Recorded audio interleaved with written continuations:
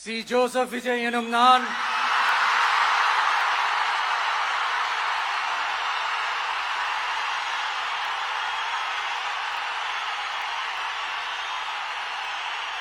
சட்டப்படி அமைக்கப்பெற்ற இந்திய அரசியல் அமைப்பின்பால் உண்மையான நம்பிக்கையும் மாறா பற்றும் கொண்டிருப்பேன் என்றும்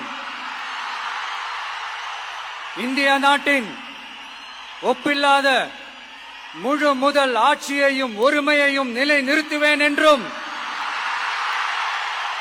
தமிழ்நாட்டு அரசின் முதலமைச்சராக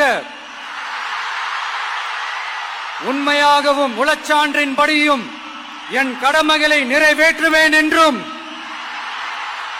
அரசியல் அமைப்பிற்கும் சட்டத்திற்கும் இணங்க அச்சமும் ஒருதலை சார்பும் இன்றி விருப்பு வெறுப்பை விலக்கி பலதரப்பட்ட மக்கள் அனைவருக்கும் நேர்மையானதை செய்வேன் என்றும் ആണ്ടവൻ மீது ആണയിട്ട് ഉറുതിമൊഴിகிறேன்.